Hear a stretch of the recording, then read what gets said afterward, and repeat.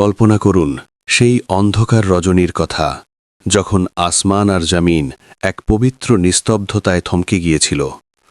মরুভূমির উত্তপ্ত বালু তখন শীতল হয়ে আসছিল, আর হেরা গুহার সেই নির্জনতায় জিবরাইল আলাইহিসসালামের ডানার ঝাপটায় কেঁপে উঠেছিল পুরো পৃথিবী। মানবজাতির ইতিহাসের সবচেয়ে বড় উপহার, পবিত্র আল কোরআন নামার সেই প্রথম রাত। আপনি কি অনুভব করতে পারেন সেই কাঁপন? আপনি কি শুনতে পান সেই স্বর্গীয় শব্দ যা পাল্টে দিয়েছিল পৃথিবীর গতিপথ? আজ থেকে প্রায় ১৪০০ বছর আগের কথা। মক্কার সেই রুক্ষ পাহাড় আর জনমানবহীন প্রান্তর। চারিদিকে আইয়ামে জাহিলিয়াতের ঘোর অন্ধকার। মানুষের মনে মায়া নেই, বুকে দয়া নেই। একদিকে কন্যা সন্তানকে জীবন্ত কবর দেওয়া হচ্ছে, অন্যদিকে চলছে মূর্তি পূজার উন্মাদনা। এই হাহাকারের মাঝে একজন মানুষ, যার হৃদয়ে ছিল সারা বিশ্বের মানুষের জন্য অপরিসীম বেদনা। তিনি আমাদের প্রিয় নবী মুহাম্মদ সাল্লাল্লাহু আলাইহি ওয়াসাল্লাম। শান্তিনিকেতনের সন্ধানে তিনি মক্কা শহর থেকে দূরে সরে আসতেন। জনবসতি ছেড়ে তিনি আশ্রয় নিতেন জাবালে নূরের সেই সংকীর্ণ হেরা গুহায়। দিনের পর দিন, রাতের পর রাত তিনি সেখানে একাকী ধ্যানে মগ্ন থাকতেন। তার মনে কেবল একটিই প্রশ্ন, হে আমার রব, এই পথভ্রষ্ট মানুষকে আপনি কি পথ দেখাবেন না? সেদিন ছিল রমজান মাসের এক শেষ দশকের রাত। আকাশটা যেন আজ অন্য দিনের চেয়ে একটু বেশি উজ্জ্বল। নক্ষত্ররা যেন কান পেতে আছে কোনো এক অলৌকিক বাণী অপেক্ষায়। হেরা গুহার ভেতরে অন্ধকার, শুধু মিটিমিটি আলোয় নবীজির নুরানি চেহারা দেখা যাচ্ছিল। হঠাৎ পুরো গুহা এক অপার্থিব আলোয় ভরে উঠল। অন্ধকার বিদীর্ণ করে এক ছায়া ভেসে এলো। নবীজির হৃৎপিণ্ড তখন দ্রুত স্পন্দিত হচ্ছে। তিনি আগে কখনো এমন অনুভব করেননি। সামনে দাঁড়িয়ে আছেন সিদরাতুল মুনতাহার সেই মহান ফেরেশতা জিবরাইল আলাইহিসসালাম।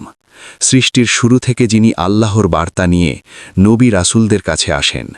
জিবরাইল আলাইহিসসালাম নবীর সামনে এসে এক অদ্ভুত গম্ভীর অথচ মায়াবী স্বরে বললেন, ইকরা, পড়ুন।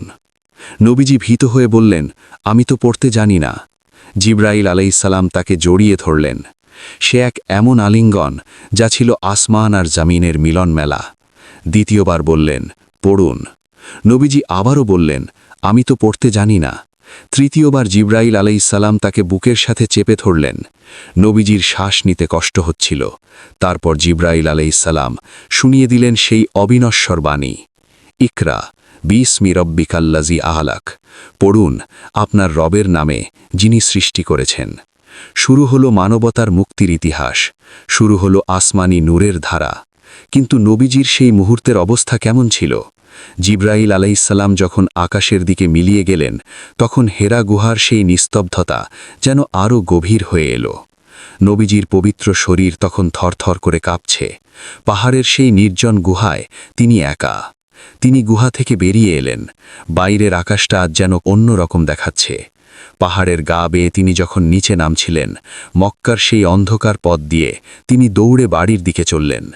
তিনি যখন ঘরে পৌঁছালেন, তখন গভীর রাত। মা খাদিজা রাদিয়াল্লাহু আনহা তার প্রিয় স্বামীর অপেক্ষায় ছিলেন। দরজা খুলেই তিনি দেখলেন নবীজির বিবর্ণ মুখ।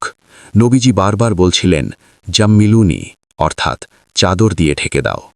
মা খাদিজা রাদিয়াল্লাহু তাআলা আনহা পরম মমতায় নবীজিকে বিছানায় শুইয়ে দিলেন এবং একটি ভারী চাদর দিয়ে তাকে ঢেকে দিলেন। তিনি দেখলেন নবীজির শরীর জ্বরে পুড়ে যাচ্ছে। হৃৎপিণ্ডটা যেন বুকের পাঁজরের ভেতর আছাড়ি পিছাড়ি করছে। কিছুক্ষণ পর নবীজি চোখ খুললেন। তিনি বললেন, হে খাদিজা, আমার কি হলো? আমি নিজের জীবনের আশঙ্কা করছি।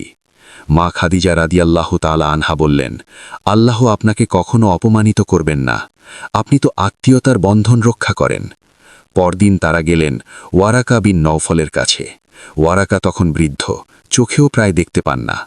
সব শুনে ওয়ারাকা বললেন, আল্লাহর কসম, তোমার কাছে সেই মহান দূত জিবরাইল এসেছেন। ওয়ারাকা আরও বললেন, হায়, আমি যদি সেদিন বেঁচে থাকতাম, যেদিন তোমার কওম তোমাকে শহর থেকে বের করে দেবে। নবীজি অবাক হয়ে মাথা নিচু করে বসে রইলেন। তার চোখের পানি তখন দাড়ি ভিজে মাটিতে পড়ছে। এরপর মক্কার দিনগুলো থমকে গেল। জিবরাইল আর দেখা দিচ্ছেন না। নবীজি ভাবতেন, আমার রব কি আমার ওপর অসন্তুষ্ট হলেন? কাফিররা ঠাট্টা করতে শুরু করল। হঠাৎ একদিন আকাশ থেকে এক গম্ভীর শব্দ ভেসে এলো। নবীজি দেখলেন জিব্রাইল সিংহাসনে উপবিষ্ট। জিব্রাইল আলাইহিসসালাম শোনালেন, ইয়া আইয়ুহাল মুদ্দাসির কুম ফা আনজির, হে চাদর আবৃত ব্যক্তি, উঠুন। নবীজি বুঝে গেলেন তার রব তাকে ছাড়েননি, দায়িত্ব এসেছে বিশ্বকে আলোতে আনার। হেরা গুহার সেই ছোট শুরুটা আজ এক বিশাল মহিরুহে পরিণত হয়েছে। দীর্ঘ ২৩ বছরের সংগ্রাম। কখনো তিনি পাথরের আঘাতে রক্তাক্ত হয়েছেন, কখনো ক্ষুধার তাড়নায় পেটে পাথর বেঁধেছেন। নবীজি আমাদের জন্য রেখে গিয়েছেন এক মহাগ্রন্থ, পবিত্র কোরআন। কিন্তু আজ আমরা কোথায়? যে কোরআন নাজিলের রাতে ফেরেশতারা নেমে আসত, সেই কোরআন আজ ধুলো মাখা। আমরা কি একবারও ভেবেছি সেই প্রথম রাতে জিব্রাইল আলাইহিসসালামের সেই আলিঙ্গনের যন্ত্রণা কতটা তীব্র ছিল? ওগো আমার রব, আমরা আপনার সেই পবিত্র কালামের মর্যাদা দিতে পারিনি। দুনিয়ার মোহে পড়ে আমরা সেই নূরের পথ হারিয়ে ফেলেছি। আমাদের কি ক্ষমা হবে না? নবীজি মৃত্যুর বিছানায় শুয়েও উম্মাতি উম্মাতি বলে কেঁদেছেন। তার সেই কান্নার ভাগীদার কি আমরা হয়েছি? হে আল্লাহ, কোরআন নাজিলের সেই প্রথম রাতের বরকত আমাদের জীবনে ফিরিয়ে দিন, আমাদের ক্ষমা করুন। আসুন আজ সেই প্রথম রাতের স্মৃতি মনে করে আমরা আবার কোরআনের পথে ফিরে যাই। আপনি কি তৈরি সেই নূরকে গ্রহণ করতে?